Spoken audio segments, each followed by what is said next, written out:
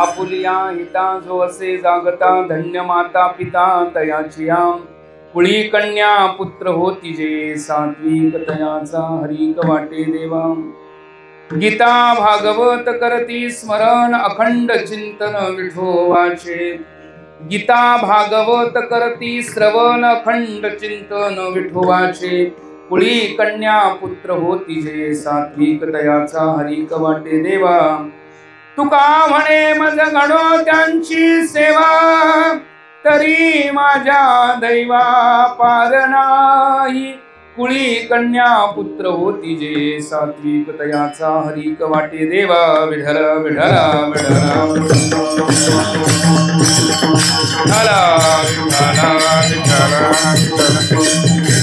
महायोग पीठे तटे भीमरत्यां परम पुंडलिकाय दातु मुनीन्द्रे समागत तिष्ठन्तमानंद कंदम परब्रह्मलिंगम भजे पांडुरंगम समचरण सरोजम सान्द्रनीलांबुदाभम जगणनिहितपाणी मंडनम मंडनानां तरुण तुलसी माला कंद्रम कंजनेत्रम सदेदबलहासं विठ्ठलं चिन्तयामि विनायकं गुरुं नौमि साकरे नाम विस्मृतम् येषां चरण सान्निध्यात् जीवा मुक्ता भवन्ति साकरे वंश विख्यातं ज्ञानदान परायणं विनायकं गुरुं वन्दे भवबन्ध विमुक्तये नमो सद्गुरु तुकया ज्ञानदीपा नमो सद्गुरु सच्चिदानंद रूपा नमो सद्गुरु भक्त कल्याण मूर्ति नमो सद्गुरु भास्करा पूर्ण कीर्ति ओम नमो ज्ञानेश्वरा ओम नमो ज्ञानेश्वरा ओम नमो ज्ञानेश्वरा करुणाकरा दयाळा तुमचा अनुग्रह लागलो पावन झालो चरण मी कळाकुसरी काही नेने बोलती वचने भाविका तुमचा अनुग्रह लादलो पावन झालो चराचर एका जनार्दनी तुमचा दास त्याचे आस पुरवावी तुमचा अनुग्रह लादलो पावन झालो चराचरी आपुलिया हिता जो असे जागता धन्य माता पिता तयाची कुळी कन्या पुत्र होती जे सात्विक तयाचा हरिक वाटे देवा प्रस्तुत कीर्तन रवी सेवेकरता घेतला अभंग संत श्रेष्ठ संत श्रोमणी जगतवंद्य जगद्गुरु देहनिवास तुकोबरा यांचा चार चरणाचा संत या प्रकरणातला अभंग असो तरी वर्णन संस्कारात्मक चिंतनाचं आहे।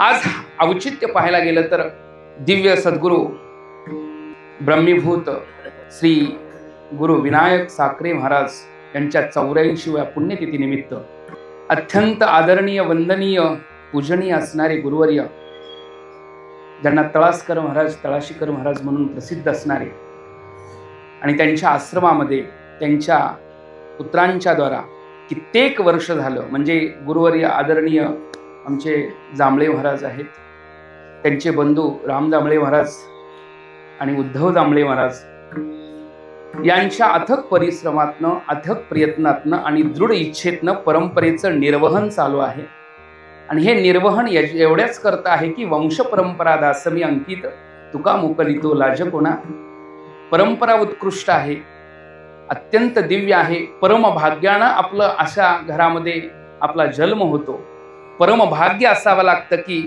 अशा घरामध्ये आपला जन्म व्हावा लागतो दिव्य सत्पुरुषांच्या पोटी जन्म आपला होतो हे आपलं भाग्य समजून त्याच प्रकारचं कार्य आपल्या हातनं व्हावं याच्याकरता चालू असणारा अथक परिश्रम अथक प्रयत्न आहे विविध प्रकारच्या आपले व्यक्तिगत जीवनातली प्रापंचिक जीवनातली कामं करता करता ही परमार्थ साधण्याचा उत्कृष्ट असा प्रयत्न आणि हे वारंवार वरचेवर हे सफलतेकडं आणि उत्कृष्ट अशा अवस्थेच्या दिशेनं चालणारा हा प्रवाह आहे आणि हा प्रवाह उत्कृष्ट संकल्पात्मक असल्यामुळे ईश्वराचं सहाय्य आहे त्याला आणि परम भाग्यानं माझ्या वाट्याला आलेली ही महाराज तुमच्या सगळ्यांच्या स्नेहातनं आशीर्वादातनं ही सेवा आहे ही सेवा आणि या सेवेकरता घेतलेला अभंगही त्याच अनुषंगाने आहे पाहायला गेलं तर साखरे महाराज हे नाव महाराष्ट्राला काय पूर्ण देशाला काय विश्वाला सर्वांना माहीत आहे विनायक साखरे महाराज हे नाव का श्रेष्ठ आहे कारण आपल्या साधक अवस्थेमध्ये आणि साधन अवस्थेमध्ये आणि प्राप्त झाल्यानंतरची जी अवस्था आहे त्या तिन्ही अवस्थांमध्ये जे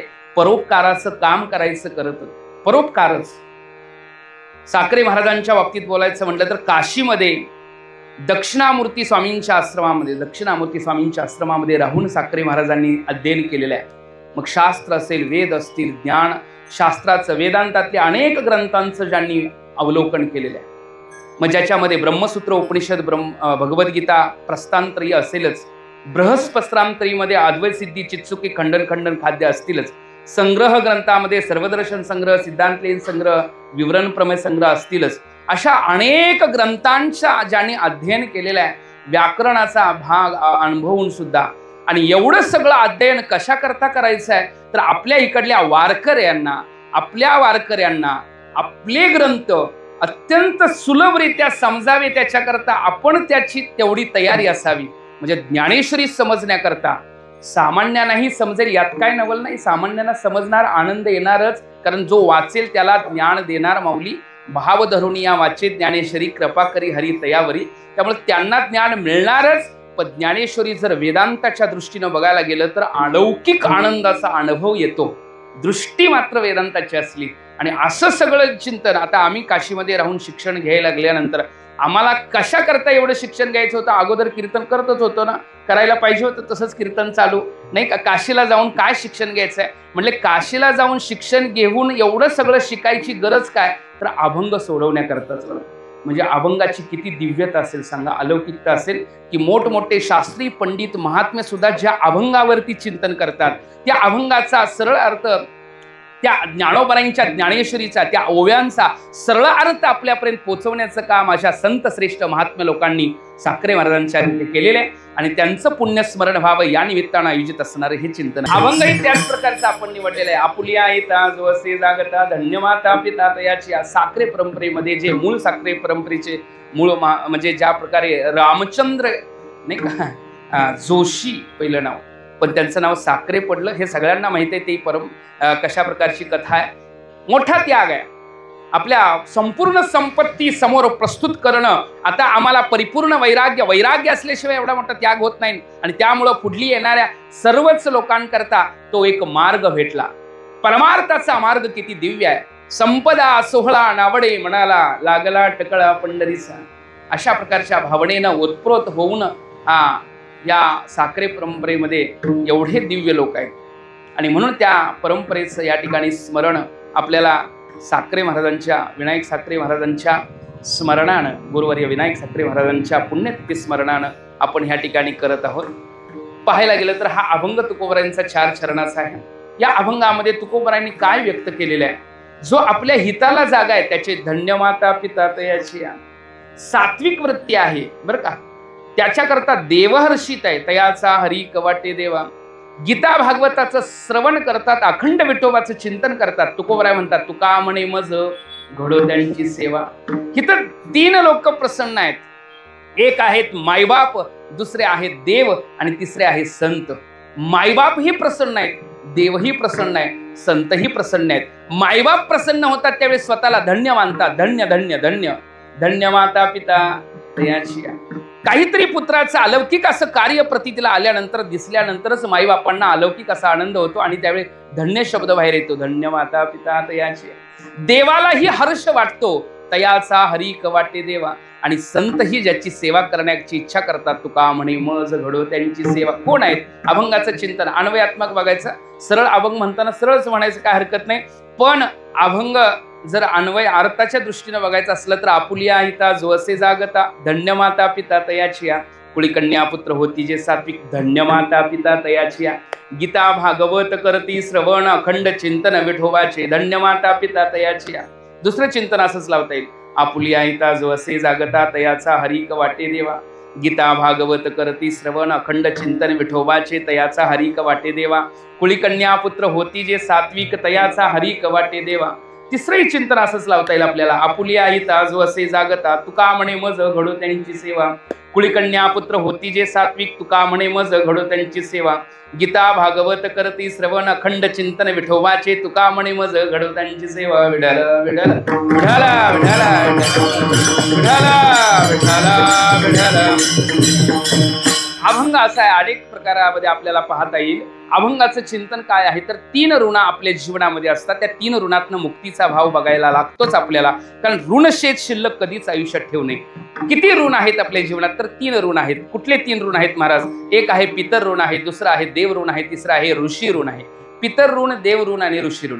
पितर ऋणातनं मुक्ती केव्हा होईल महाराज? जेव्हा माईबापांना वाटेला धन्यता त्यावेळेस समजून जायचं पितर ऋणातनं मुक्तीचा भाव आहे. कारण ज्या उद्देशानं कारण पुत्रा होते पितरांचे मनोगत, पुत्र होईल हरिभक्त, कुळे उद्धरील समस्त, परी विषयी प्रतिहत ते केले. जर विषयानं प्रतिहत झालेल्या पुत्राद्वारा आई बापांना उत्कृष्ट अशी अवस्था आणि गती प्राप्त होईलच हे सांगता येत नाही. कारण पतंती पित्रो हे शा लुप्त पिंडोदक क्रिया, हा अर्जुनाचं वाक्य आहे की पितर लोक जर पुत्रांनी पिंडोदक क्रिया पुढल्या विधी नाही केल्या, पितरांच्या मनोगत नाही केलं तर महाराज पितरांची अवस्था काय होऊ शकते महाराज. हा कर्मकांडाचा विषय जसा आहे तसं या ठिकाणी आपले उपकारातनं निवृत्त होणं, त्याशिवाय कारण शास्त्रामध्ये सांगितलं विधिवत प्रपंच त्याग, नुकता प्रपंच त्याग नाही. उपरम याचं चिंतन करताना विधिवत प्रपंच त्याग म्हणजे जसं आद्य जगद्गुरु शंकराचार्यांनी आपल्या आईला विचारलं संन्यास घेण्या अगोदर संन्यास घेऊ का, जेव्हा आईची परवानगी मिळाली नंतर संन्यासाच्या विधीचा आहे. याचा अर्थ आहे की माई बापांचे आपल्यावर अनन्य उपकार आहेत, अनन्य कृपा आहे. म्हणजे पितर ऋणातनं मुक्तीचं चिंतन आहे, देव ऋणातनं मुक्तीचं चिंतन आहे. देवाचे आपल्यावर उपकार आहेत, देणे हा जीव दिला दान, दिले इंद्रिय हातपाय कान, हे देवाचं उपकार आपल्यावरती आहे. तिसरं म्हणजे काय आहे तर संत आपल्यावरती काय उपकार करतात की केले उपकार सांगू काय, बाप न करी ऐशी माय. संतांच्या उपकारांचं वर्णन शब्दाद्वारा करता येत नाही, काय सांगू मी या संतांचे उपकार, मज निरंतर जागविती. उपकार एवढे संतांचे आहेत की ते बोलताही येऊ शकत नाहीत, एवढे श्रेष्ठ संत आपल्या जीवनामध्ये उपकार करतात. त्यामुळे मायबाप, संत आणि देव हे आपल्याला अत्यंत उच्च अवस्थेचे आहेत आणि त्यांच्या ऋणातनं निर्मुक्त होण्याचा आपण भाव निरंतर करणं गरजेचं आहे. कारण पाहायला गेलं तर या जगामध्ये 3 लोक असे आहेत की जे स्वभावानं संतुष्ट होतात. देवा सत्पुरुषा पिता स्वभावेनही तुष्यती. स्वभावानं संतुष्ट होतात. देवा हा, सत्पुरुष हा पिता, पिता म्हणजे मायबाप, देव आणि सत्पुरुष हे तिन्ही आपल्या स्वभावानं संतुष्ट होतात. पिता शब्द नुकता जरी असला तर तिथं पुढं माता शब्द आपण लावायला का हरकत नाही आहे. म्हणजे देवा सत्पुरुष हा पिता स्वभावेनही तुष्यती, स्वभावानं संतुष्ट होतात. कोणीही अनेकांना माणूस स्वभावानं संतुष्ट होत नाही. मुलगी बघायला गेलेला एक जण आहे आणि मुलीकडल्याने विचारलं पोरगा करतो काय, काही नाही म्हटले, पण स्वभावानं चांगलं आहे. म्हणले कुठं काय त्याला नोकरी आहे का, सर्व्हिसला आहे का, काही नाही म्हटले, स्वभावानं चांगलं आहे. बरं जमीन वगैरे काय, नाही नाही म्हटले, असले काही नाही स्वभावानं. बरं घर बीर तरी आहे की नाही, नाही म्हणले, भाड्याच्या खोलीमध्ये राहतो पण स्वभावानं चांगला आहे. अजिबात काय करत नाही, निवांत बसलेला असतो पण स्वभावानं चांगला आहे. तुम्ही सांगा कोण मुलगी देऊ असे त्याला, कोणाला वाटेल आपली मुली त्याला द्यावी. अर्थ आहे की स्वभावानं संतुष्ट होणारे. किती जरी वाईट असलं पोरग तरी आईला वाटतं माझं पोरग फार चांगलं आहे, आईला वाटतं बरं माझं पोरग फार चांगलं आहे. किती जरी वाईट असलं तर आईला वाटतं अहो माझा पोराचा स्वभाव फार चांगला आहे, ओ फार दयाळू आहे, फार चांगला आहे. जरासं संगतीच वाईटांची लागली नाही तर स्वभाव फार चांगला आहे. कोण म्हणतं महाराज? आई म्हणते. आई बापाला पोराचा स्वभाव आवडत असतो, देवाला स्वभाव बघत असतो, संत स्वभाव बघत असतात. आपल्या आंतरिक गुणांचं धारणता संत देव मायबाप करत असतात. त्यातल्या त्यात जवळचे काही मित्र नातलं तसे करू शकत असतात, पण जेवढे मायबाप, जेवढे संत, जेवढा देव त्यांना आपल्याला जवळच आहे तेवढे अन्य कोणी जवळचे नाही आहेत. विठ्ठल विठ्ठल विठ्ठल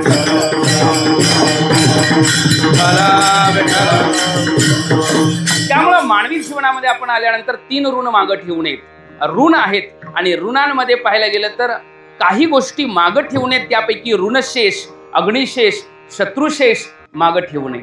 ऋणशेष मागं ठेवू नये. अनऋणी करावं लागतं. कारण पुत्र जन्म झाल्यानंतर पित्याला अनऋणी झाल्यासारखं वाटतं. अनऋणी म्हणजे ऋणरहित झाल्यासारखं वाटतं. काहीतरी पूर्वजांचा आपल्यावरती उपकार असतात नाही का.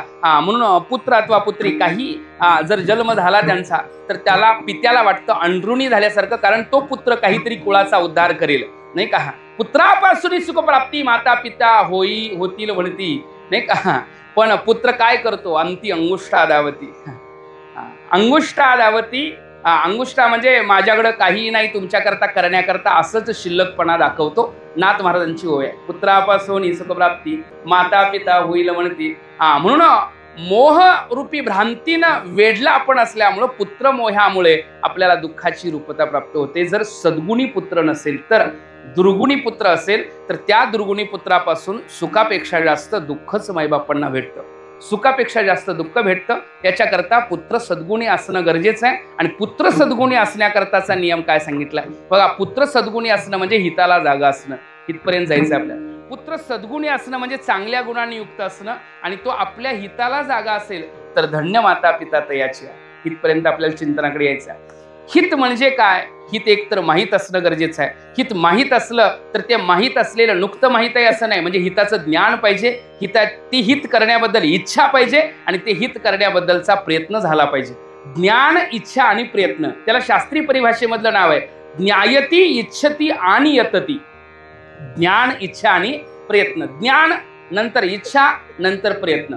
हित काही लोकांना माहीतच नाही तर हिताला जागा असतीलच कशावर नाही. हित माहीतच नाही काही लोकांना. बरं, माहीत झालं तर इच्छा होत नाही हित करावंसं, पण ते तरी कसे जागे म्हणता येईल? बरं, इच्छा झाली तरी प्रयत्न होत नाही, त्यामुळे ते तरी कसे जागे म्हणता येईल? कीर्तन चांगलं आहे हे बऱ्याच लोकांना ज्ञान आहे, पण कीर्तनाला जावं अशी इच्छा लवकर होत नाहीये, त्यामुळे ते हिताला जागेत म्हणता येईल का महाराज?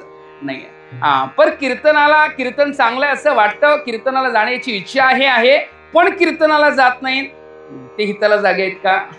याचा अर्थ 3 क्रम पाहिजे की हित माहीत असणं गरजेचं आहे, हिताचा इच्छा असणं गरजेचं आहे, आणि हिताचा प्रयत्न होणं गरजेचं आहे. विठ्ठल विठ्ठल विठ्ठल विठ्ठल विठ्ठल. आता ते हिताला जागा असणारे माई बापांना धन्य कसे करतात तर याचं वर्णन एक ठिकाणी सांगितलेलं आहे. आद्य जगद्गुरू शंकराचार्य सांगतात, कुलम पवित्र जननी कृतांता वसुंधरा पुण्यवतीचे येण अपार सच्चित सुख सागरेस्मिन लिने परे ब्रह्मणी असे चेत. ज्याचं चित्त परब्रह्म परमात्म्यामध्ये स्थिर झालंय ना त्याचं कुल पवित्र आहे. जननी कृतांत आहे. कृतांत म्हणजे धन्य झाले म्हणायला काय हरकत नाही. वसुंधरा पुण्यवती, ती पृथ्वी सुद्धा स्वतःला पुनीत समजायला लागलेले त्याच्या धारण करण्यानं. वसुंधरा पुण्यवतीचे येणं अपार सच्चित सुख सागरेस्मिन लिने परे ब्रह्मणी असे चेत. ज्याचं चित्त परब्रह्म परमात्म्यामध्ये लीन झालेलं आहे त्याच्या बाबतीतलं हे सगळं वर्णन आहे बरं का. कुलम पवित्र जननी कृतांता, याचा अर्थ आहे की चित्त परमात्म्याच्या ठिकाणी स्थिर होणं हे हिताचं लक्षण आहे, नाही का. हित ते करावे देवाचे चिंतन, हित ते करावे देवाचे चिंतन, हित ते करावे देवाचे चिंतन करून या मन एकविध. काय चिंतन आहे बघा, देवाचं चिंतन करणं, देवाच्या ठिकाणी चित्त धारण करणं हे सगळं हिताचं लक्षण आहे. हित संतांना माहीत आहे, पण माईबापांना हित, सगळ्याच माईबापांना हित माहीत असेल असं म्हणताय. जे केवळ लोकाचार दाखवतात, संस्काराचा अजिबात पत्ताच नाही, केवळ लोकाचार दाखवत असतील तर त्या माईबापांना आपल्या मुलाचं हित माहीत आहे म्हणता येईल का महाराज? नाही, मी बोलत नाही, तुकोबारायांचं वाक्य आहे. हित नाही ठावे जननी जनका दाविला लौकिकाचा रतीही. जननी जनका, त्या जननी जनकांना हित माहीत नाही जे केवळ लोकाचार दाखवतात. मग अशा जननी जनकांबद्दलची धन्यता काय होऊ शकते महाराज? नाही नाही नाही. अहो, प्रल्हादे जनक विभीषणे बंधू राजमाता निंदू भरते केली. प्रल्हादाने बापाचा त्याग केला. प्रल्हादे जनक विभीषणे बंधू, विभीषणानं भावाचा त्याग केला आणि राजमाता निंदू भरते केली. भरताना आईची निंदा केली महाराज. म्हणजे ह्या तिघांनीही आई बापांना आणि आपल्या बंधूंना का त्यागला असेल तर ते देवाच्या विरोध आहेत म्हणून. म्हणून देव जोडायचा आहे आपल्याला, देव आपलासा करायचा आहे म्हणून अधर्म, या अधर्म दृष्टीसर लांबची गोष्ट आहे महाराज, पण देव हाच स्वतः धर्मरूप आहे. त्यामुळं देवाच्या बाबतीतलं चिंतन आहे की देव आपल्याला प्राप्त करून घ्यायचा आहे, आणि तो देव जर त्या देवाच्या संबंधात आपला विषय, आपलं चित्त जर स्थिर असेल तर हिताला आहे. कारण संतांनी जे सांगितलंय ते हित आहे, संतांना हित माहीत आहे. काही बघा चिंतन कसं आहे, काही माईबापांना हित व्हावं वाटतं पोरांचा, म्हणजे सगळ्याच माईबापांना मुलाचं हित व्हावं वाटतं, पण त्यांना हित माहीत असेलच असं नाही. बघा क्रम कसा आहे, हित व्हावं वाटतं पण हित माहीत असेल असं नाही. काही लोकांना हित व्हावं वाटतं, पण काही माईबापांना हित व्हावं वाटतं पण हित माहीत नाही. श्रुती मातेला हित व्हावं वाटतं, तिला हित माहीत पण आहे बरं का, पण हित करता येत नाही. हित करता येत नाही. अहितापासून काढते हित देवणी वाढवती नाही श्रुती प्रवृत्ती मागुली. कारण हित व्हावं वाटतं म्हणून तर ती अहितापासून काढण्याचा प्रयत्न करते, आपण ते निर्देश करते, अनुभूती देऊ शकत नाही. कारण श्रुती ही शास्त्र शब्द हे निर्देशित करू शकतात, अनुभूती देऊ शकत नाहीत. पण संत माईबाप असे आहेत ज्यांना हित व्हावं वाटतं. येतो हिताचा कळवळा हाती पडसे,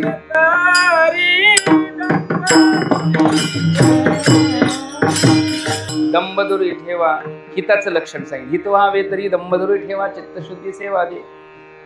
चिंतन काय आपलं काय चालू आहे, माईबापांना सगळ्याच नाही बरं का, पण काही माईबापांना मुलाला सगळ्यांनाच हित व्हावं वाटतं, पण काही बापांना माईबापांना हित माहीत नाही. एक चिंतन, श्रुती मातेला हित व्हावं वाटतं, हित माहीत पण आहे, पण हित करता येत नाही. कारण निर्देशित करते, दाखवते, वेदा शास्त्रा श्रुतीपर्यंत आपल्याला पोचावं लागतं नाही का. स्वतःहून आपल्यापर्यंत पोचेल का ती? आपल्याला इच्छा पाहिजे, जिज्ञासा पाहिजे, तेव्हा ती प्राप्त होण्याचा मार्ग होतो. पण तिसरी गोष्ट, जे संत आहेत त्यांना हित व्हावं वाटतं, म्हणून एक प्रमाणे हित येतो हिताचा कळवळा, हाती पडसी म्हणून काळा. हित व्हावं वाटतं संतांना. बरं, त्यांना हित व्हावं वाटतं, हित माहीत आहे का?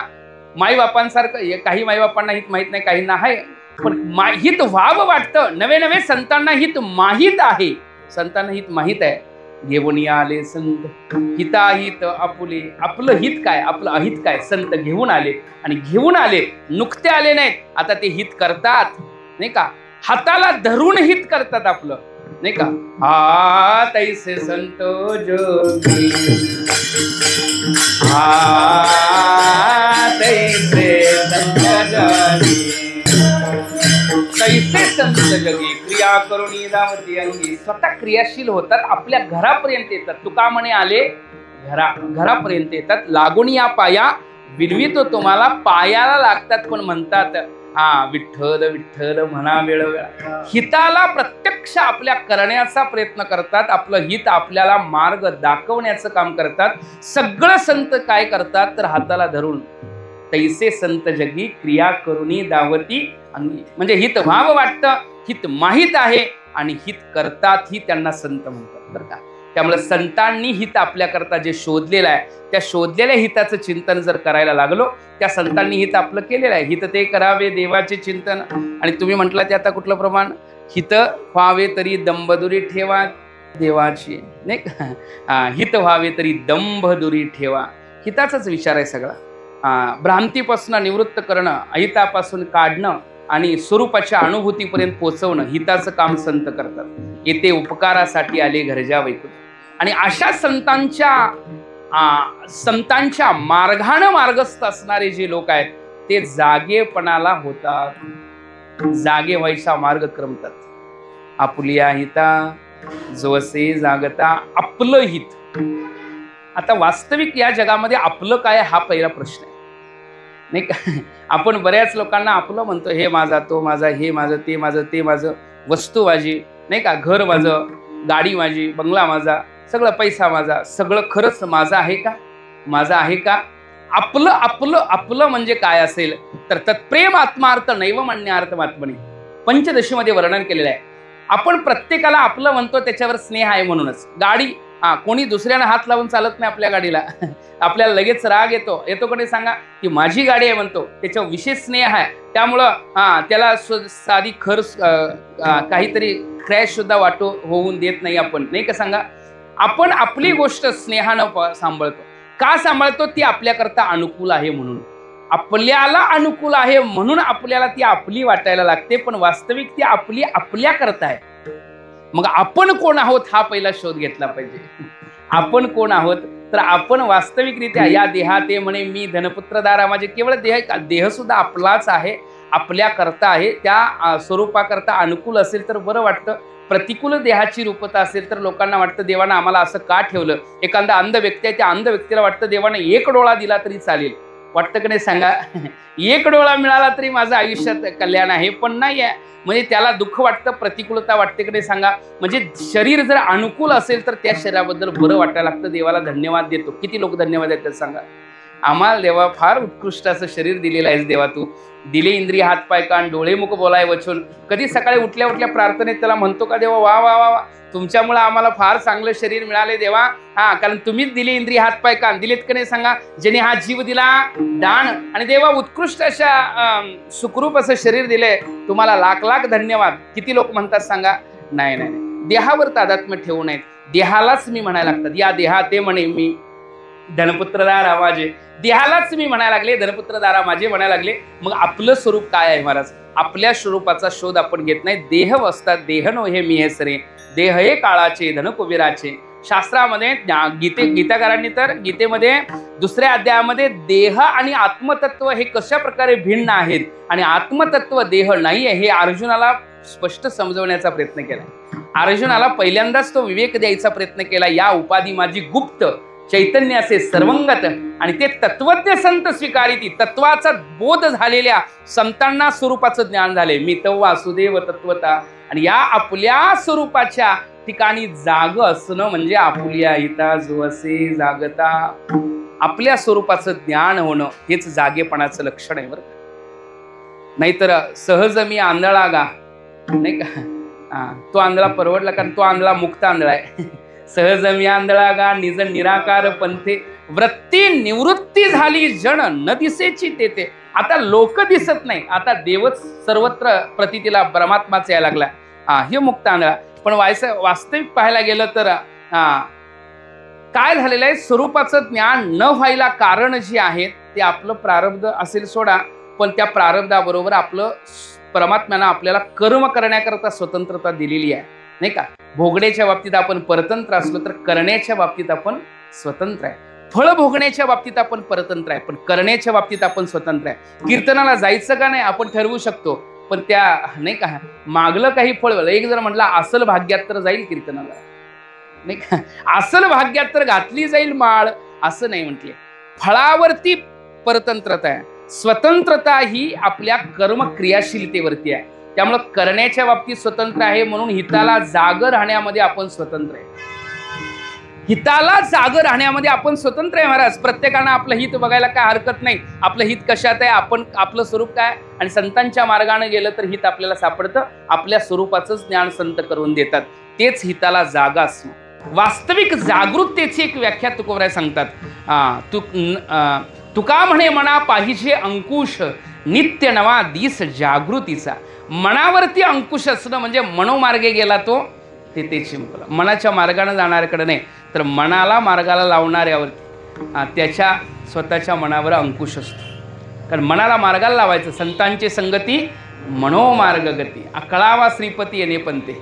एक तो मार्ग आहे, तो एक पंथ आहे. मग मनाची स्थैर्यता, मनाचा संकल्प विकल्पना जाणं म्हणजे ज्ञेयाचं दर्शन होणं बरं का. मनाचे मनपण गेले बोलाचे बोलके पण ठेले जया माझी सापडले ज्ञेय दिसे प्रत्यक्ष ज्ञेयाची प्रतीत आहे. कारण मनामध्ये संकल्प विकल्प आहे. तो अविद्येचा परिणाम मन आहे, अविद्येचाच भाग मन आहे आणि मनामध्ये संकल्प विकल्प आहे. संकल्प विकल्प हेच द्वैता. संकल्प विकल्प परमार्थिक. आता तो परमात्मिक संकल्प कृष्णनामी संकल्प धरुणी आहे. भगवान कृष्ण परमात्म्याला ध्यानात धरून अंतरात धरून जर जप केला तर ती एक भाग वेगळा आहे. पण आपली संकल्पना व्यवहारातली असते. व्यवहारामध्ये किती वेळ संकल्पता, किती संकल्प मनामध्ये येतात, किती विचार येतात. सकाळी उठल्यापासून संध्याकाळी झोपेपर्यंत वृत्ती एक क्षण तर विचाराशिवाय राहते का सांगा महाराज. झोपेत सुद्धा स्वप्न काय सोडतात का आपल्याला. स्वप्नात सुद्धा विचार चालूच आहेत. जागृतमध्ये विचार चालूच आहेत. झोपेमध्ये म्हणजे सुषुप्तीमध्ये मात्र त्यावेळेस अंतकरण वृत्ती तिथं लीन झालेली असते नाही का. पण तिथं सुद्धा साक्षी जो आहे त्याचं प्रकाशन सूक्ष्म वृत्तीद्वारा चालूच आहे बरं का. अविद्या सूक्ष्म अविद्यावृत्तीद्वारा साक्षीचं प्रकाशन चालूच आहे. सुखानं झोपलो होतो आणि काहीच जाणवत नव्हतं हे जागृत झाल्यावर कळालं. आणि तुम्हाला सांगा सुषुप्तीतला अनुभव राजाला जेवढा आनंददायक आहे तेवढाच आनंददायक गरीबालाही आहे. जेवढा आनंद श्रीमंताला येतो तेवढाच आनंद गरीबाला येतो सुषुप्तीमध्ये बरं का. जेवढा आनंद पंडिताला येतो तेवढाच आनंद अज्ञ व्यक्तीला येतो सुषुप्तीमध्ये. ब्रह्मस्वरूपतेमध्ये तोच भाव आहे. फक्त अज्ञवृत्तीता नावाची गोष्ट राहत नाही. फक्त तिथं प्रत्यक्ष अनुभूती आहे आणि अनुभूती ही आपण जाणतो अनुभवतो. सुषुप्तीमध्ये इंद्रियांच्या अभावामध्ये अज्ञवृत्तीला घेऊन आपण सुषुप्तीचा अनुभव घेतो. पण जिथं अज्ञवृत्तीही राहत नाही अशा अवस्थेमध्ये समाधी अवस्था आहे. समाधी आणि सुषुप्तीतला फरक एवढाच आहे की सुषुप्तीमध्ये अज्ञवृत्तीद्वारा त्या अनुभूतीचा अनुभव घ्यायचा आहे आणि समाधीमध्ये मात्र वृत्ती ज्ञानोत्तर आहे. ज्ञानवृत्ती आहे. ज्ञानवृत्ती घेऊन त्या ठिकाणी समाधीचा अनुभव आहे. त्यामुळे तो अनुभूत आहे. विषय काय सांगत होतो की अंतकरणामध्ये संकल्प विकल्प कुठंपर्यंत आहेत. जोपर्यंत मनाचा भाव आहे कल्पना अविद्या तेने झाला जीव, आणि जीवदशा जीवत्वाचा अहंकार जोपर्यंत आहे तोपर्यंत संकल्प विकल्प काय पाठ सोडत. मग संकल्प विकल्प सोडायचे असेल तर जीवाला देव आहे या प्रकारचं ज्ञान व्हावं लागेल. आणि मग मनाचे मनपण गेले, बोलाचे बोलके पण ठेले, जया माझी सापडले ज्ञेय दिसे. अशा ज्ञेयाचं प्रत्यक्ष ज्ञान झालं, ज्ञेयाचा अनुभव आला, प्रत्यक्ष अनुभूती. आणि अनुभूतीच्या ठिकाणी आता बोलणं नाही, आता व्यवहार नाही, काही चालणं नाही, कृतिशीलतेचा अभाव झालेला आहे. आता काय अनुभूती आहे. अनुभूतीमध्ये ते शरीर जरी चाललं असतं तर प्रारब्ध गतीनं क्रियाशील आहे ते, परंतु स्वतः मात्र संकल्प विकल्परित्री भाव आहे. आनंदाची डोही आनंद तरंग, आनंदाची अंग आनंदाची, तिथं जाणणं नाही. तुका म्हणे नाही जाणीव अंतरा, अंतर्याथारा आनंदाचा. तिथं काय इंद्रियांच्या बाबतीत काय नाही म्हणतात, इंद्रियांचा जय वासनेचा क्षय, संकल्पाही वरी नये म्हण. इंद्रियांचा जय आहे, वासनेचा क्षय आहे, संकल्पावर मन येतच नाही. अशा अवस्थेमध्ये मनाचा मनपणा गेल्यानंतर जी अनुभूती आहे त्या अनुभवाच्या ठिकाणी काय आहे, अंतर्याथारा आनंदाचा, नाही का. अंतरामध्ये फक्त आनंदाचा अनुभव आहे, आणि त्या अनुभवाच्या ठिकाणी जो अनुभूती घेतोय तो जागृत आहे.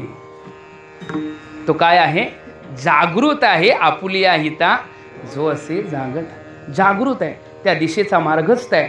मग धन्य माता पिता तयाचे यातनवल म्हणण्याची काय हरकत नाही आहे.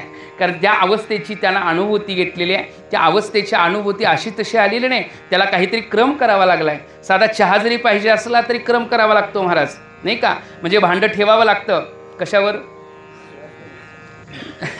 कोणाकडे गॅस शेगडी असेल, कोणाकडे चूल असेल, नाही का. त्याच्यावर भांडं ठेवल्यावर त्याच्यात पाणी ओतावं लागतं, त्याच्यामध्ये साखर पावडर टाकावं लागते, जरा मीठ रेसिपी चुकली वाटते. म्हणजे जरा चुकून चालत नाही ना. क्रम व्यवस्थित झाला तर चहा प्राप्त होतो. कोणी सांगा, इथं आल्या आल्या गडबडीतच येतं म्हणते देव दाखवा.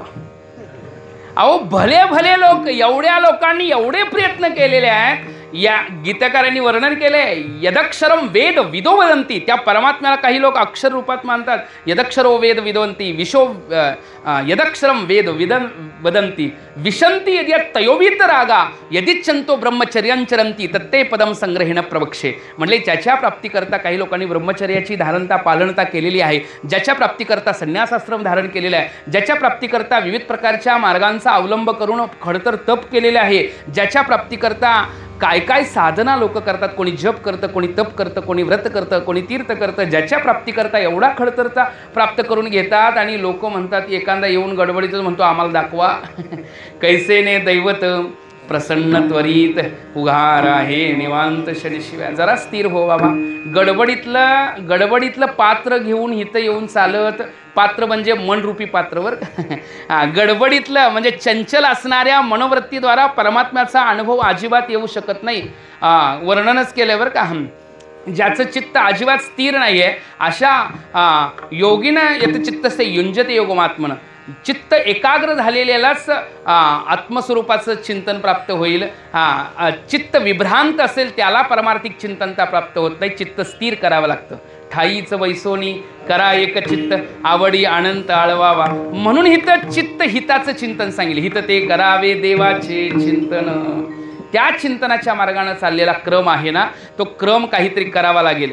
काही गडबडीतला मार्ग एखाद्याला लगेच भेटतं तो अधिकारी आहे, कारण त्याला विहंगम मार्ग आणि पिपलिका मार्ग. विहंगम मार्ग, एखाद्या पक्षाला वाटलं मी झाडाचं फळ तोडून खावं, त्याला किती वेळ लागेल महाराज फळ खायला?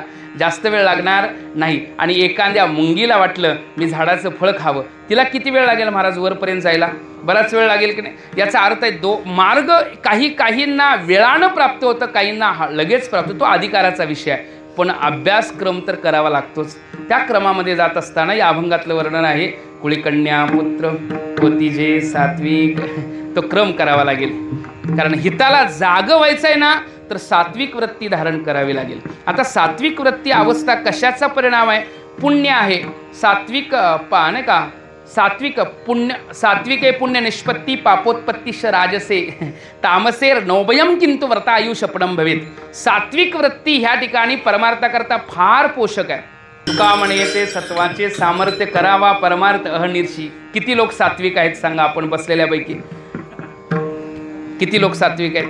म्हणाल कीर्तनाला आलोय, समजून जावा सगळेच सात्विक आहेत. सात्विक वृत्ती आल्याशिवाय पुण्य असल्याशिवाय सात्विक वृत्ती येत नाही. आणि पुण्य आहे म्हणून तर कीर्तनाची इच्छा झाली. बहुत सुकृताची जोडी मनोनी विठ्ठली आवडी. काहीतरी सुकृत प्राप्त झाले, काहीतरी पुण्य आपल्या पदरात आहे म्हणून परमात्म्याची इच्छा झाली, तो भेटावा असं वाटायला लागला, आवड झाली. कारण पुण्य केलंय, जन्मोजन्मी आम्ही बहुपुण्य केले, तेव्हा या विठ्ठले कृपा केली. पण निंदा करण्याची इच्छा मात्र झाली समजा, तर वृत्ती सात्विक आहे का राजसिक झाले सांगा लवकर आता.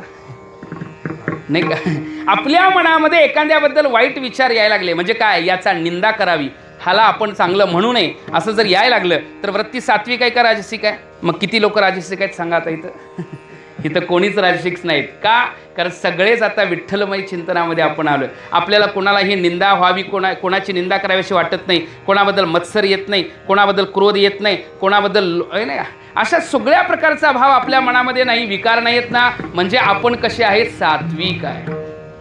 म्हणायला काय हरकत, म्हणायचं हो, म्हणजे सात्विक वृत्ती म्हणता येईल बरं का.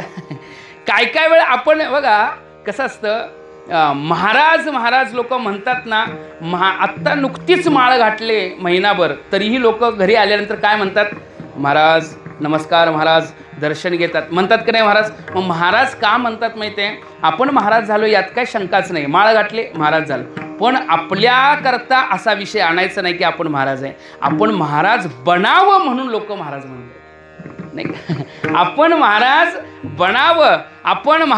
बनावं म्हणून लोक महाराज होते. मग महाराज म्हणजे माळ घातली म्हणजे महाराजपणा लोकांच्या दृष्टीने आलाच, आपल्या दृष्टीनेही आलाच, पण अजून त्याचा नियम पालन करायचे.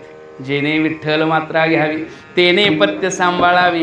एक काय अलीकडे तर असं आलंय की काय लोक माळ घालतात व्यसन सुटावं म्हणून, आहे की नाही? तुम्ही बघितलेलं नाही असं कोणाला? माळ काय लोक माळ घालतात व्यसन सुटावं म्हणून. काय लोकांचं सुटलं, पण किती माळनं पुण्य केलं असेल सांगा. व्यसन सुटले लोकांची माळनं किती मोठं पुण्य, भगवान संतांच्या वाक्यामध्ये किती मोठे कार्य आहे सांगा. पण असो, माळ घातली काय हरकत नाही, माळ घालायलाच पाहिजे, पंढरीचा वारकरी व्हायला पाहिजे, त्याबरोबर नियमांचं पालनही करणं गरजेचं.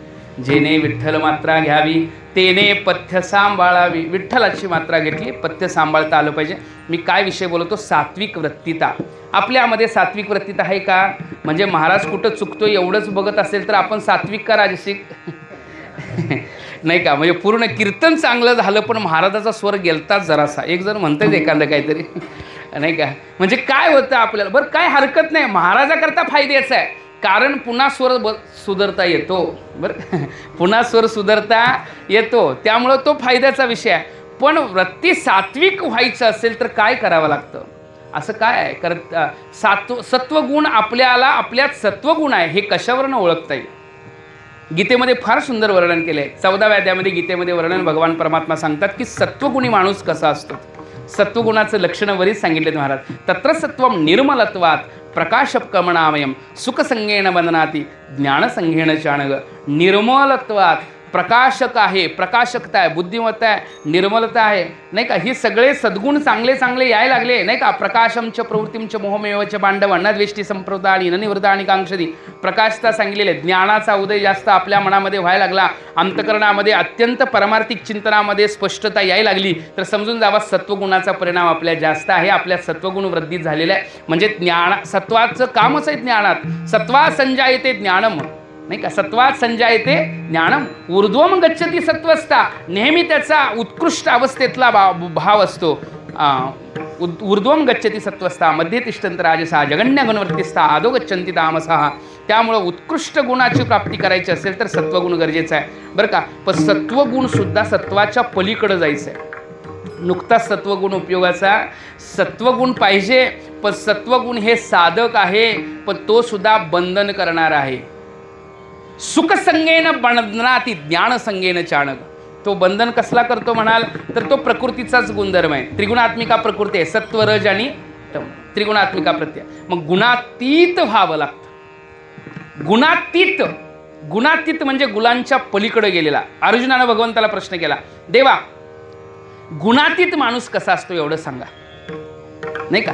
गुणातीत व्यक्ती कसा असतो, भगवंताला अर्जुनाने प्रश्न केला. त्यावेळेला अर्जुनाचा प्रश्न कसा आहे, कैर्लिंगे स्त्री गुणान येतानाती तो भवती प्रभो किमाचार कथम चेतान स्त्री गुणानती वर्तते. तिन्ही गुणांच्या पलीकडे गेलेला माणूस कसा असतो. त्यावेळेला भगवंत सांगतात, प्रकाशमच प्रवृत्तींच मोहमेवच पांडव न द्वेष्टी संप्रवृत्तानी न निवृत्तानी कांक्षती. प्रकाश प्रवृत्ती आणि मोह या त्रिगुणात्मिकता जरी प्राप्त झाल्या तर न द्वेष्टी संप्रवृत्तानी, प्राप्त झाल्या तर न द्वेष करत नाही, न निवृत्त आणि कांक्षती, निवृत्त झाल्या तर आकांक्षा करत नाही. त्याची अवस्था पुढली सांगितली बरं का. तसं उद्धव महाराज ह्या ठिकाणी उपस्थित आहेत पुढं गुरुवर्य, आणि त्यांच्यासमोर मी संस्कृत बोलायला लागलो आहे कारण ते संस्कृतचे पंडित आहेत, ज्ञानी आहेत, अध्यापक आहेत, आणि तरीही काही चुकलं तर महाराज माफ करा बरं. तसा प्रयत्न आहे की अजिबात चुकू नये, पण चुकून चुकलं तर काय आहे बघा की गुणातीत असतो कसा, याचं वर्णन करताना 16व्या अध्यायामधलं वर्णन आहे. समदुःख सुखस्वस्थ सबलोष्टास्म कांचन तुल्य प्रिय प्रियाधीर तुल्य निंदात्म संस्तुती. ज्याला सुखदुःख समान वाटतं, समदुःख सुख स्वस्थ समलोष्टास्म कांचन, लोष्टाश्म कांचन ज्याला समान वाटायला लागतं, समजून जायचा तो गुणातीत आहे. लोष्ट म्हणजे ढेकुळ, आश्म म्हणजे दगड, कांचन म्हणजे सोनं, हे ज्याला एका अधिष्ठानावर वाटायला लागतं, समजून जावा तो गुणातीत. म्हणजे लोष्ट आश्म कांचन म्हणजे ढेकुळ दगड आणि सोनं. म्हणजे तुकोबरायांच्या भाषेत बोलायचं म्हटलं तर सोने नाणे आम्हा मृतिके समान, माणिक पाषाण खडेजेस. सोनं नाणं मातीत पडलेल्या मातीसारखं. छत्रपती शिवाजी महाराजांचा नजराणा तुकोबरायांच्याकडे आला, पण तुकोबरायांनी अजिबात अपेक्षा दाखवली नाही, आशा दाखवली नाही, कारण असे निरपेक्ष असणारे भक्तच देवाला आवडतात. अनपेक्ष सुचिरदक्ष उदासीन गतवेता सर्वारंभ प्रत्यागी योमद भक्त समे प्रिय.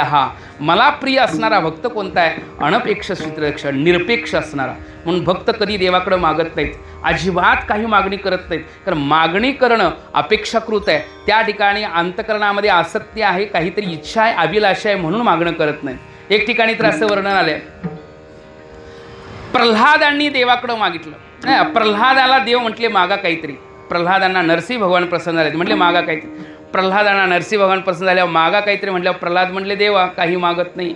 आणि मला वाटतं तीच परंपरा तुकोबराय म्हणतात, काय मागणे ते आम्हा अनुचित वडिलांची रीत जाणो आम्ही. वडिलांची म्हणजे वंशपरंपरा पण येतं, आणि जिथं श्रेष्ठ लोक आहेत आजपर्यंत ज्यांनी मागितलं नाही, नाही का. मग त्यात प्रल्हाद आणि मग नंतर उद्धव, अंगद आणि नंतर नामदेवराय आणि नंतर तुकोबराय, हा क्रमामध्ये बघायला गेलं तर मागणं काही होऊ शकत.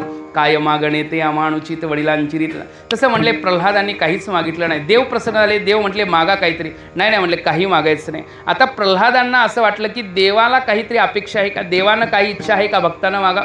तर देवा तुमचे आम्ही भक्त झालो आहे, आणि त्यामुळं आमच्यामध्ये पण आता उत्कृष्ट अवस्था प्राप्त झालेली आहे, कारण आम्ही तुमचेच भक्त आहे. तुम्ही जसे श्रेष्ठ आहे तसे आम्हालाही तुमच्या भक्तीमुळे उत्कृष्ट अवस्था प्राप्त झालेली आहे. हरी तैसे हरीचे दास, हरी तसे हरीचे दास झाले. त्यामुळं देवा तुम्हाला भक्ताखंड काय अपेक्षा असली तर तेवढे मागा, काहीतरी अपेक्षा असली तर मागा. आता देवाला भक्ताखंड काय अपेक्षा आहे. देव म्हटलं ठीक आहे, तुम्ही म्हणताय ना माझ्याकडं काहीतरी मागा, तर मी हे मागतोय की तुम्ही काहीतरी मागा. मी हे मागतो तुम्हाला की तुम्ही काहीतरी मागा. म्हणजे देव म्हणतोय बरं का, मी हे मागतोय की तुम्ही काहीतरी मागा. आता मग प्रल्हादांना मागणं भाग आहे. तर प्रल्हाद म्हणतात देवा तुम्ही आता मागाच म्हटलाय, तर मला एवढं द्या की मी आयुष्यात काहीच मागू नये. मी आयुष्यात काहीच मागू नये एवढं द्या. म्हणजे किती निरपेक्षतेचा भाव आहे बघा. अंतकरणामध्ये यत्किंचित आशा संपलेली आहे. म्हणजे एवढी आशा पण नाही. कीर्तन मी करायला लागलोय आणि कीर्तन करताना मला असं वाटलं नाही पाहिजे की वा वा वा महाराज काय चांगलं कीर्तन झालं, लोकांनी नाही का असं म्हणावं म्हणून जर त्या आशेनं मी कीर्तन करत असेल, ती सुद्धा आशा असेल तर ती आशा निराशाला कारण असू शकते. त्यामुळे आशा तेवढी सुद्धा यत्किंचित. तुम्हालाही असं वाटू नये की महाराजांना जरासं काहीतरी आम्हाला जरासं चांगलं मनोरंजन हसवावं, काहीतरी बोलावं, असंच सांगावं, अशी आशा ठेवली तर ती आशा सुद्धा होऊ शकते. माझ्यासारख्याकडं निराशाच होऊ शकते, नाही का. त्यामुळे ती सुद्धा आशा दुःखाला कारण आहे. यत्किंचित आशा रहित असणारं मन स्थिर असतं, त्याला स्थितप्रज्ञ म्हणतात. स्थितप्रज्ञाचं लक्षण गीतेमध्ये सांगितले, प्रजहाती यदा कामान सर्वान पार्थ मनोगतान आत्मनेवात्मनास्तुष्ट स्थितप्रज्ञस्तुष्टे. ज्याच्या मनोगतान सर्वान कामान प्रजहाती, ज्यानं मनातल्या सर्व कामनांचा त्याग केलेला आहे. बघा यत्किंचित ही मनामध्ये, जसं पाण्यामध्ये जरासं वारा आल्यानंतर पाणी कसं असं हलायला लागतं का नाही, तसं म्हटले मनामध्ये तरंग उठायला लागतात. मनामध्ये तरंग ओटायला लागतात, त्याला कारण आहे की यत्किंचित इच्छा अभिलाषा काम. त्यामुळे निरपेक्ष मन असतं, ते निरपेक्ष मन स्थिर असतं आणि अशा स्थिर अवस्थेला प्राप्त झालेला गुणातीत असतो, ज्याची सत्वाची अधिकता असते ती फक्त निमित्त मात्र असते. आणि अशा निमित्त मात्र सत्वगुणाने युक्त आपलं अंतकरण जर व्हायचं असेल तर ते झाल्यानंतर मग जागण्याकडली दिशा होते. कुळीकन्या पुत्र होती जे, आता इथं कन्या शब्द आहे, नंतर पुत्र शब्द आहे. बघा संतांनी किती शब्द वापरले. कन्या शब्द पहिल्यांदा, नंतर तसंच आपल्या बोलण्यामध्ये असंच म्हणतात ना, कन्या पुत्र. माता पिता, पहिला शब्द कुठला आहे? माता. नंतर शब्द कुठला आहे? पिता. कारण शास्त्रामधला नियम मातृदेवो भव, पितृदेवो भव, आचार्य देवो भव, असे श्रुती ऐकणे सांगा. मातृदेवो भव, पितृदेवो भव, आचार्य देवो, म्हणजे आईंना, देवीला, स्त्रियांना म्हणजे देवी रूपात मानलं जातं आपल्या इकडे, नाही का. त्यामुळं बघा कृष्ण राधा लवकर आपण म्हणत नाही, राधा कृष्ण म्हणतो, सीताराम म्हणतो, नाही का, सीताराम म्हणतो, लक्ष्मी नारायण म्हणतो. का म्हणतो? कारण आपल्यामध्ये देवी मातेला विशेष रूपामध्ये म्हणजे स्त्रियांना देवी रूप मानलं जातं. या देवी सर्वभूतेषु मातृरूपेण, शक्तिरूपेण, बुद्धिरूपेण अशा विविध रूपामध्ये संस्थित असल्यामुळे अशा देवींना नमस्तसे नमस्तसे नमस्तसे नमः. तसं तुकोबरा या ठिकाणी कुळी कन्या पुत्र असा शब्द वापरतात. पहिल्या चरणामध्ये धन्य माता पिता असा शब्द वापरले, नाही का. कुळी कन्या पुत्र होती जे सात्विक, तयाचा हरिक वाटे देवा, देवाला त्यांचा हर्ष वाटतो. आता देवाला हर्ष वाटतो, मायबाप धन्य आहेत, संतही त्यांची सेवा करण्याची इच्छा करतात. देवाला हर्ष वाटतो. देवाला कुणाचा हर्ष वाटतो? देव तर सगळ्यांकरता सारखा आहे. देवानं सांगितले सम्मोहम सर्वभूतेषु नमे देवस्वस्ती न प्रियः हे भजन्ति तो माम भक्त्या मयि तेतेषु चाप्यहम. सगळे माझ्याकरता सारखे आहेत सम्मोहम सर्वभूतेषु. पण देवानी सगळे सारखे आहेत म्हणून सगळ्यांवर देव दया करतात. सगळ्यांवर देव काय करतात? दया करतात. जे त्यांना शरण येतात त्यांच्याकरता ते दया करतात. जशी पाण्यामध्ये नाव आहे, ती नावेला जो पणी पकडायला जाईल त्याला ती नाव तारण्याचं काम करते. पण स्वतःच्या सोबळावर ती नदीत पार करण्याचा प्रयत्न करेल, होऊ शकतंय त्याला नाव मदत करेल का? याचा अर्थ आहे देवापर्यंत आपल्याला त्याला पकडायला, त्याला त्याचं चरण धरायला पाहिजे, त्याला जवळ करायला पाहिजे. आपुला तो एक देव करुणी घ्यावा, तेने विन जीवा सुकनो हे, म्हणजे देव दया करतात. पण देव कृपा करतात फक्त आपल्या भक्तांवर. देव दया करतात सगळ्या जगावरती. म्हणून ते दिली इंद्रिय हात पाय कान डोळे मुख बोलाया वचन. देवानं सगळ्यांना करतात. ज्यांनी आज जीव दिला दान, म्हणून तदभोगा ईश्वर आज्ञा व्यत पवन तेज आंबो भूभूतानी जज्ञेरे. त्या जीवाच्या अनुभूती करता, त्या जीवाला कर्मफळाचा भोग देण्याकरता तो देवानं काय काय केलेलं आहे. व्यत पवन तेज आंबो भूभूतानी जज्ञरे. व्यत पवन तेज आंबो ही पंचमहाभूतात्मक सृष्टी त्या जीवाच्या कर्मभोग प्राप्त करण्याकरताच त्या ईश्वरानं प्रस्तुत केलेले आहेत. तदभोगाई ईश्वर आज्ञया व्यत पवन तेजांबू भूभूतानी जज्ञरे. त्यामुळं ईश्वर आपल्याकरता काय करतो? सगळ्यांकरता ईश्वर दयावंत आहे, नाही का. होय नारायणे दया सिंधू असा शब्द आहे. होय नारायणे दया सिंधू. आता नुकतं दया सिंधू आहे का? म्हटले कृपा सिंधू पण आहे तो, नाही का. धन्य तुझ कृपा सिंधू म्हणतील, आपुला तो बोल साच करी. भगवंत कृपा सिंधू पण आहेत, पण दया कोणावर करतात? कृपा कोणावर करतात? जगातले सगळे जे आहेत सगळ्या जीवमात्रांवर देवाची दया आहे, पण कृपा मात्र देव आपल्या भक्तांच्यावर करतात. आवडणारे भक्त आहेत. मग म्हटले भेद काय? भेद काही नाही. देवापर्यंत जे आले त्यांना देवाची कृपा प्राप्त झाली. देवाजवळ ज्यांना प्राप्तता झाली त्यांना देवाची कृपा झाली. तो अनन्य भक्त पाहिजे. आणि देवाची कृपा झाल्यावर काय होत नाही? मूकम करोति वाचालम पंगुम लंग येते गिरीम यत्कृपा तमहम वंदे परमानंद माधव. मुखा माणूस वाचाल होईल, म्हणजे पंगू सुद्धा गिरी चढू शकेल, नाही का. एवढी सगळी कृपा भगवंताची होऊ शकते. तो भगवंत कृपावंत आहे. आणि तो भगवंत कृपावंत आहे, संतही कृपावंत आहेत, मायबापही कृपावंत आहेत. मायबापांची पण कृपा काम करते, संतांचीही कृपा काम करते, आणि देवाचीही कृपा काम करते. त्यामुळे या अभंगामध्ये 3 शब्द आहेत. धन्य माता पिता तयाची, तयाचा हरिक वाटे देवा. आणि तुका म्हणे मज घडो त्यांची सेवा. आता ती कोणाची सेवा? तर यांच्या बाबतीतला सात्विक वृत्ती धारण करून आहेत म्हणून धन्य तयाचा हरिक वाटे देवा. आता तिसरी गोष्ट साधनेमधली कुठली करावी लागेल? क्रम कसा आहे? पहिला क्रम कसा आहे? आपुलिया हिता जो असे जागता, जागा आहे, अवस्थेमध्ये स्थित आहेत, पण ती अवस्था प्राप्त होण्याकरता सात्विक वृत्ती धारण करावी लागली. ती सात्विक वृत्ती येण्याकरता काय करावं लागेल? सगळ्यात पहिल्यांदा श्रवण मनन निधिध्यासन तत्वम पदार्थ संशोधन, श्रवणाचा भाग घ्यावा लागेल. म्हणजे श्रवण, गीता भागवत करती श्रवण, अखंड चिंतन विठोबाचे. मग काय श्रवण करावं? गीता भागवत करती श्रवण. गीता आहे, किती लोकांना गीता सगळ्यांना माहिती आहे. किती लोकांना म्हणण्यापेक्षा आपण सगळे वारकरी आहे, आपल्यावर फार मोठी माऊलींची कृपा आहे, माऊलींचे उपकार आपल्यावरती आहेत. कारण संस्कृत भाषा जगासी कळेना, म्हणून नारायणा संकट पडले, देवाजीने तेव्हा धरिला अवतार, म्हणती ज्ञानदेव तया लागी. संस्कृत भाषा जगाला कळेना, कळेल का? बघा महाराज, संस्कृत अध्यापक अभ्यास असणारे आणि महाराजांच्या सहवासात सगळे मित्र, त्यांचे जे विद्यार्थी आहेत त्या सगळ्यांना माहीत आहे. परवा एक ठिकाणी महाराज, मी कीर्तनामध्ये तुमचा विद्यार्थी होता, मी त्यांना म्हटलं ही संस्कृत मी जरा असं बोलल्यानंतर कळालं का? तोच म्हटला बरं का, महाराज कळालं. हे कशातलंही त्यानं सांगितलं बरं का. बघा मी सांगतो, आईवून रिलरिक एवंग आयो छाईवरट लन यमंगलम झबाई गडदश जब गडदश खप चढ कपय शशर हल. हे काय आहे महाराज? हे संस्कृतच शब्द आहे, हे महाराजांना माहीत आहे, त्यांच्या विद्यार्थ्यांनाही माहीत आहे. म्हणजे हे लघुसिद्धांत कौमुदीमध्ये सुरुवातीला संस्कृतची काय आहे, म्हणजे आपण मराठीमध्ये अंताक्षरी कची 12 खडी असते नाही का, मुळाक्षर असतात, तशी संस्कृतची मुळाक्षर आहेत. शेवटचा हल व्यंजन सोडलं तर अ इ उ रिल री ए ओ अयो है वरट लन यमंगलम झवय गडदश जबगडदश कप चढ कपय शशर हल, हे 14 माहेश्वर सूत्र होतात. आणि 14 माहेश्वर सूत्राच्या आधारावर व्याकरणशास्त्र आधारित आहे. पाणिनीय व्याकरणशास्त्र 4000 सूत्र आहेत आणि ते पूर्ण पाणिनीय व्याकरणशास्त्र ह्या 14 सूत्रांवर आधारित आहे. म्हणजे संस्कृत भाषा बोलायचं शिकायचं असलं तर लवकर शिकता येईल. महाराजांना माहिती आहे की 6 महिन्यात पण माणूस शिकू शकेल, अभ्यास करणारा 3-4 महिन्यामध्ये पण 6 महिन्यात बोलायला शिकू शकेल. पण त्यातलं व्याकरण मात्र शिकायला काही लोकांना 12 वर्ष लागतात. ते व्याकरण म्हणजे परिपूर्ण व्याकरण शिकणं एवढं शक्य नाही, त्याच्याकरता PhD असते, त्याच्याकरता आचार्य व्हावं लागतं. म्हणजे त्यांचं नाव असतं व्याकरणाचार्य. काय नाव असतं? व्याकरणाचार्य. आता काही वेदांताचार्य, माझी डिग्री आहे ती वेदांताचार्य, काही लोकांची व्याकरणाचार्य, काही लोकांची न्यायाचार्य, काही लोकांची हे अशी आचार्य नावं असतात महाराज नाही का. आजकाल आता विनोदाचार्य. आता ती डिग्री काय मला माहित नाही, युनिव्हर्सिटीत मिळत नाही हो.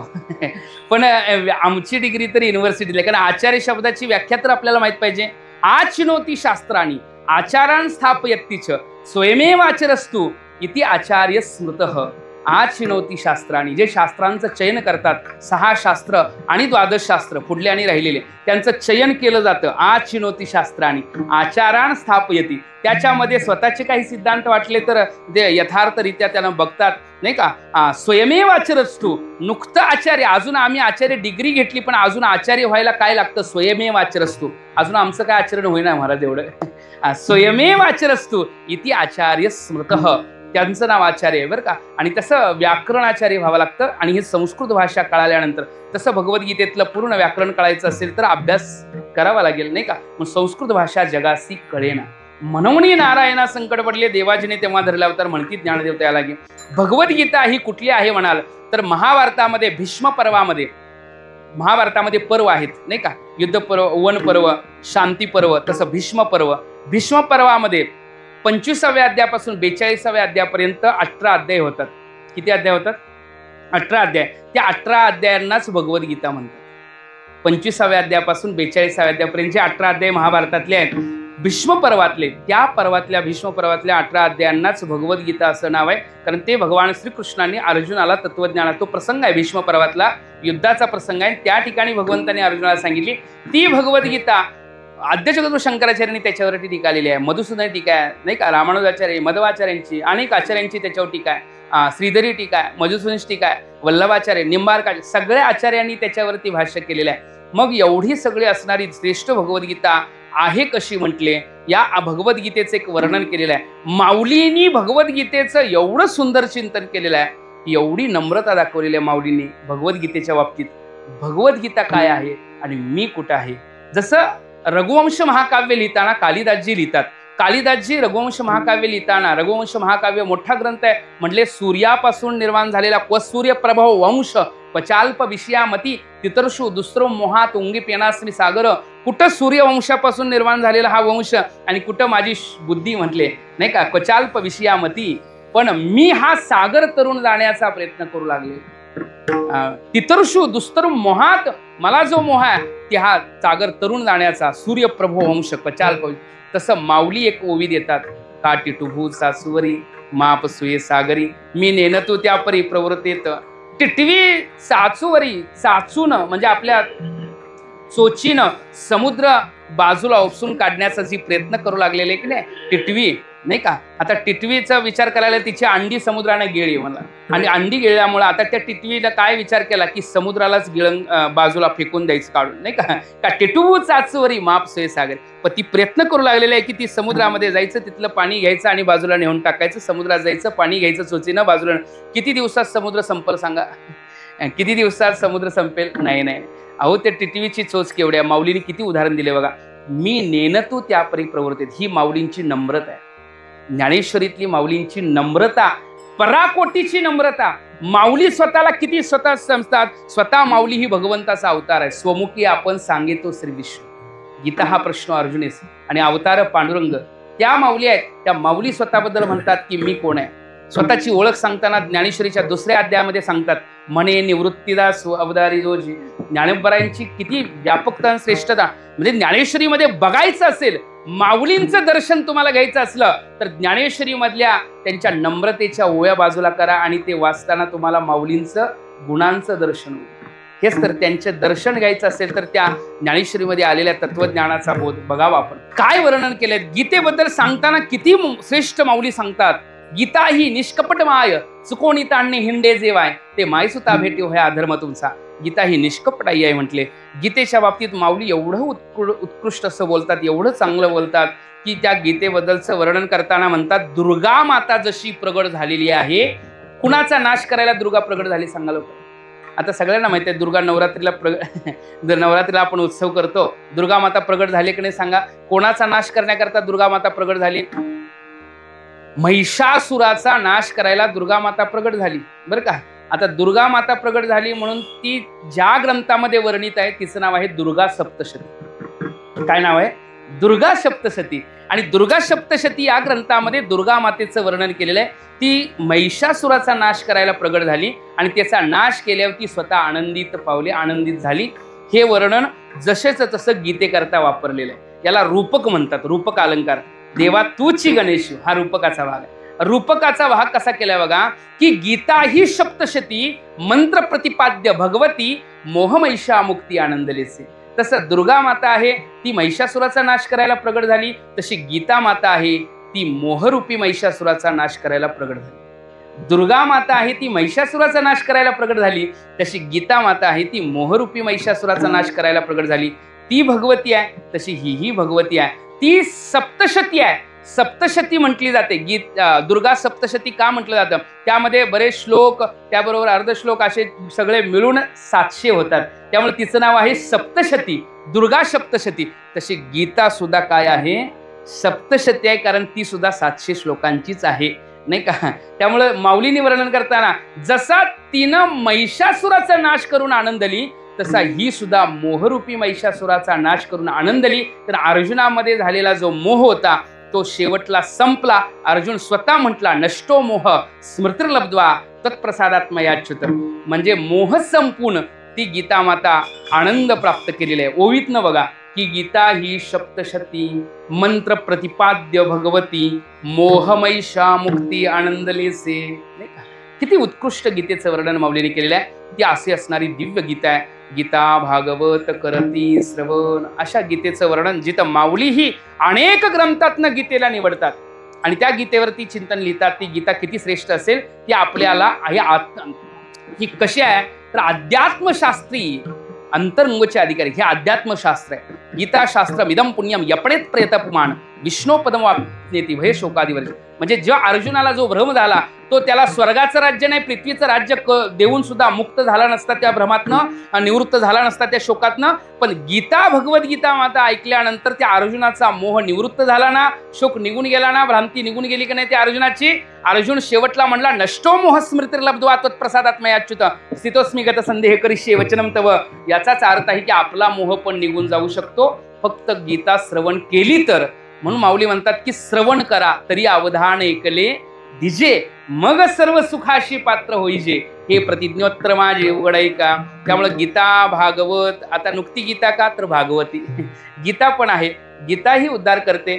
जर आणि वाटलं असेल अभ्यास पाहिजे, ज्ञान पाहिजे, तर भागवताचं स्मरण करा. भगवते जायती ती भागवत, जिथं भगवंताचं स्वरूप स्वतः तत्व भगवंत विराजमान आहेत या भागवतामध्ये 12 स्कंद आहेत नाही का. 12 स्कंदामध्ये 11व्या स्कंदावरती एकनाथ महाराजांनी टीका लिहिली आहे, त्याचं नाव आहे एकनाथी भागवत आपण म्हणतो. आणि अशा जर भागवताचं जर श्रवण केलं गेलं, गीता भागवत करती श्रवण, नुकतं श्रवण करता करता भगवंताचं मनामध्ये चिंतन, अखंड चिंतन विठोबाचे. कुळीकन्या पुत्र होती जे, सात्विक तयाचा हरिक वाटे देवा.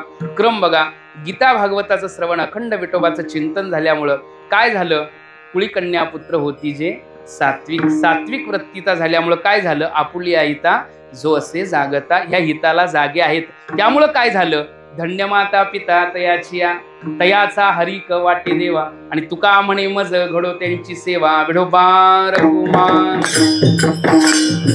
आपुलिया हिता जो असे जागता. धन्य माता पिता तयाचिया, कुळकन्या पुत्र होती जे, सात्विक तयाचा हरिक वाटे देवा. गीता भागवत करती श्रवण, अखंड चिंतन विठोबाचे. तुका म्हणे मज घडो त्यांची सेवा, तरी माझ्या दैवा पार नाही. कुळी कन्या पुत्र होती जे, सात्विक तयाचा हरिक वाटे देवा. सर्व म्हणतात की तरी माझ्या दैवा पार नाही, त्यांची सेवा मला घडो. तुका म्हणे मज घडो त्यांची सेवा. वास्तविक तुकोबाराय सहजासहजी संत किंवा असं म्हणायला लवकर तयार होत नाही. करी देव काय, करी माझे सुखे तरी परिमियांसी मुखे न म्हणे संत.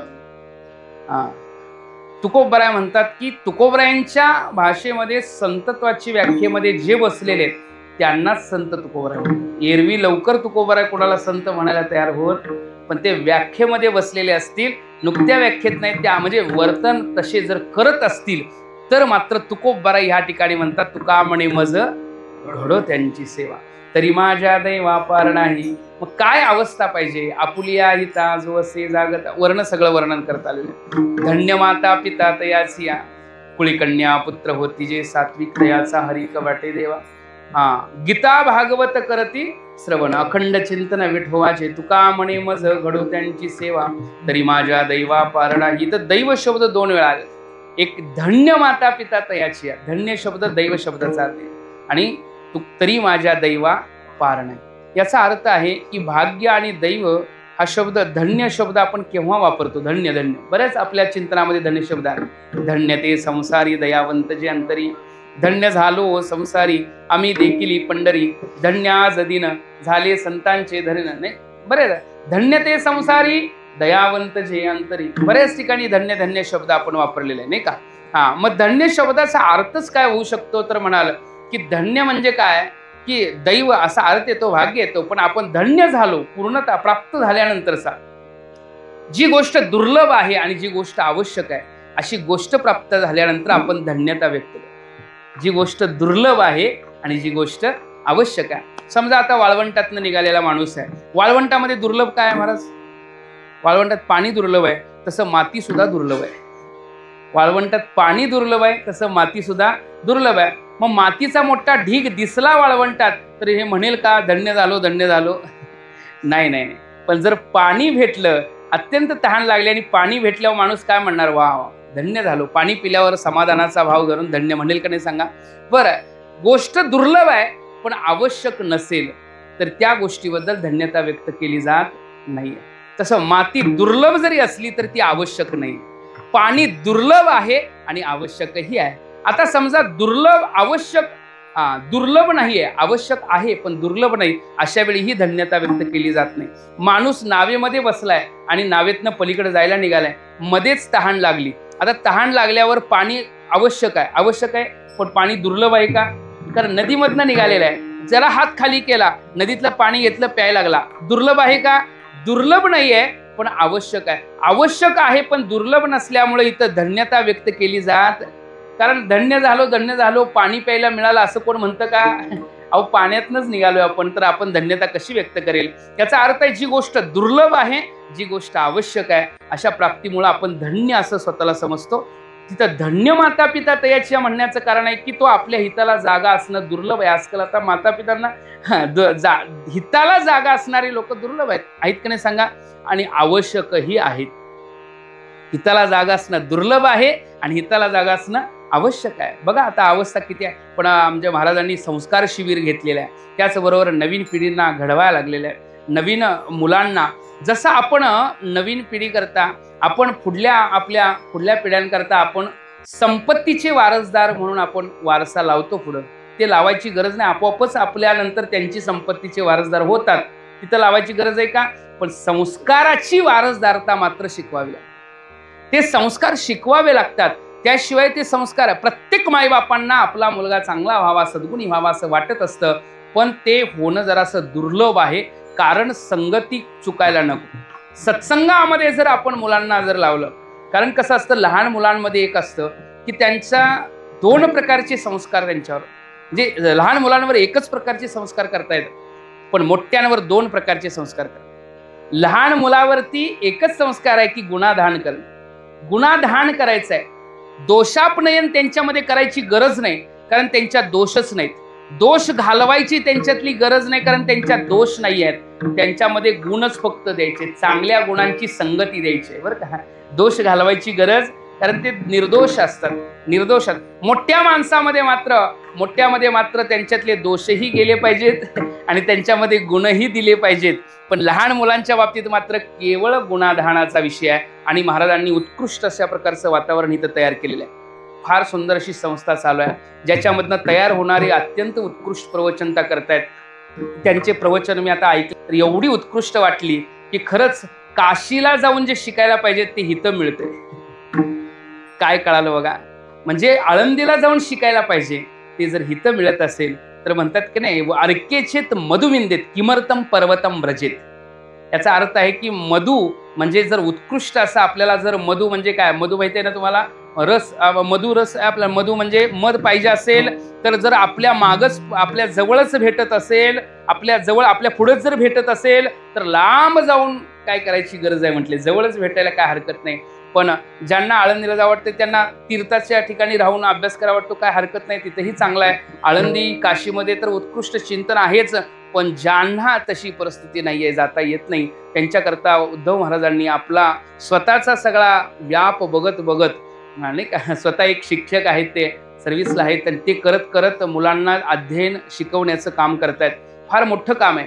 म्हणून शिक्षक ही सामान्य व्याख्या नाही आहे. शी म्हणजे शिस्त, क्ष म्हणजे क्षमता आणि न म्हणजे नम्रता ज्याच्याकडे आहे त्याला शिक्षक.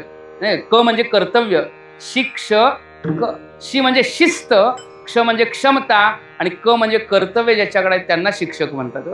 आणि ते सगळे सद्गुण महाराजांच्यामध्ये आहेत आणि स्वतः ते परंपरेतनं परमार्थिक चिंतन करणारे. त्यामुळे इथं जे पण शिकतील ते उत्कृष्टच तयार होतं.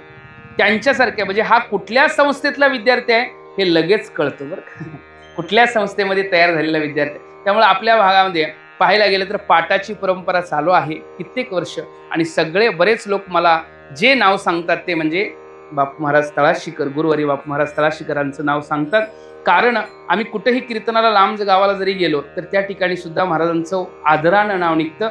वेदांत पंडित, वेदांत शास्त्र जाणणारे, म्हणजे वेदांतामध्ये अत्यंत विद्वत्ता असणारे, संस्कृत पण अत्यंत उत्कृष्ट उच्चार असणारे, त्याचबरोबर ज्यांची वाणी एवढी प्रखर की कितीही लांब माणूस बसला असला तर माईकची काही गरजच नाही असं बऱ्याच ठिकाणी अत्यंत कष्टातनं ज्यांनी परमार्थ केलेले. आपल्याकरता सगळ्या सुखसुविधा उपलब्ध आहेत. पहिल्या काळातल्या लोकांचं कष्ट बघायला गेलो महाराज तर आता आमच्याकरता गाडी आहेत, आपली गाडी नाही घेऊन जावं वाटलं तर बस आहेत नाही का. पण पहिल्या काळातल्या लोकांनी किती खडतर परमार्थ केलेला आहे. कुठं लांबपर्यंत जायचं, कुठं लांबपर्यंत. ती एकतर मी जंगलाकडे तिकडे गेलतो महाराज, तिथं सुद्धा म्हणायची की महाराज चालत यायचे, त्या काकतीवरनं हुंसीवरेपर्यंत चालत जायचे. ते किती किलोमीटरचा महाराज तिथला प्रवास आहे आणि एवढ्या लांबपर्यंत. म्हणजे हे बघायला गेलं तर एक तपश्चर्या आहे आणि परमार्थातली तपश्चर्या त्या लोकांनी साधना म्हणून केलेली आणि त्याचा परिणाम की आज त्यांचं पाहायला गेलं तर त्यांचेही पुत्रही धन्य माता पिता तयाची म्हणायला का हरकत नाही. ते या सगळ्या गुणांनी युक्त आहेत, दोन्ही पुत्र त्यांचे, आणि त्यांच्या घरातले सर्वच लोक त्यांना सहाय्यक आहेत. आणि उत्कृष्ट अशा प्रकारचं वातावरण ह्या ठिकाणी चालू आहे। त्यामुळं तुमच्या ठिकाणी आता ह्या म्हणजे महाराजांच्या ठिकाणी मी सेवा समर्पित करतोय। आणि ही करण्यापूर्वी थोडंसं बोलायचं म्हणजे मी कायम ह्या रोडनं जात असताना महाराजांना नमस्कार करतोय गाडीतनं, बरं का महाराज। तुम्ही म्हणाल आत यायला, आत तुम्ही असताय नसताय म्हणजे तुम्ही का ड्युटीला गेला असाल किंवा तुम्ही हे असाल, पण का की दररोज आत दर्शन आल्यापेक्षा अंतकरणात ते आहेत ना, वर्षातनं एक वेळ तरी महाराज आम्हाला बोलवतात, त्यामुळे प्रत्यक्ष दर्शन होते। पण मनामध्ये दररोज जाता येता त्यांचं दर्शन आम्हाला होते, त्यांचं दर्शन आम्ही घेत जातो। आणि खरंच अशा संत महात्म्यांच्या समोर कीर्तन करायला सुद्धा धाडस लागतं। अशा संत महात्म्यांच्या समोर कीर्तन करायला काय लागते? धाडस। म्हणून मी आज जरासं दबल्या आवाजामध्ये बोलायला लागलोय, बरं का। आज मी दबल्या आवाजात का बोलतोय? कारण साधना केलेली लोकांची आहे, तपश्चर्या केलेली लोक आहेत आणि परमार्थ खऱ्या अर्थानं जे जगलेली लोक आहेत, आणि अशा लोकांच्या समोर त्यांचा आशीर्वाद मिळावा म्हणून हे कीर्तन आहे। त्यांना काहीतरी ऐकवावं म्हणून नव्हे, बरं का। त्यांच्याकडं आशीर्वाद मिळावा म्हणजे जसं माऊलींनी आपल्या गुरूंच्या समोर अमृत अनुभव गुरूंच्या समोर बोलले, म्हणजे आपल्याला आलेला अनुभव कुणासमोर बोलावा? गुरूंसमोर। तो योग्य आहे की नाही, बरोबर आहे ते सांगावं, म्हणजे समोर आरसा ठेवायचा आणि त्यांच्या समोर आपण बोलायचं, म्हणजे मीच कसा आहे हे त्यांच्या माध्यमातून आपल्याला कळेल। या करताचं आजचं माझं कीर्तन मला वाटते। त्यामुळं महाराज ही कीर्तनता तुम्ही समजून घ्या, काही चुकलं असेल तर। आणि सेवेला पूर्ण विराम देण्यापूर्वी इकडे अभंग म्हणतो। आपुलिया हिता जो असे जागता, धन्य माता पिता तयाची कुळकन्या पुत्र होती जे, सात्विक तयाचा हरिक वाटे देवा। गीता भागवत करती श्रवण, अखंड चिंतन विठोबाचे। तुका म्हणे मज घडो त्यांची सेवा, तरी माझ्या दैवा पार नाही। कुळी कन्या पुत्र होती जे, सात्विक तयाचा हरिक वाटे देवा। सर्व बाहेर गावावरून आलेले भाविक भक्त तुमच्या चरणावर मी नतमस्तक होतो। काही चुकलं असेल हा माझ्या वाणीचा दोष आहे, माफ करा। बरोबर आहे तेवढं मात्र संतांचं, ग्रंथाचं, शास्त्राचं आहे, चुकीला सोडून द्या, बरोबर तेवढं घ्या। माऊलीच्या भाषेत बोलायचं म्हटलं तर न्यूनते पुरते अधिक हे सरते, करून ह्यावे तुम ते विनवित असे। किंभवणा तुमचे केले धर्म कीर्तन सिद्धी नेले, माझे चिवरले पाईक पण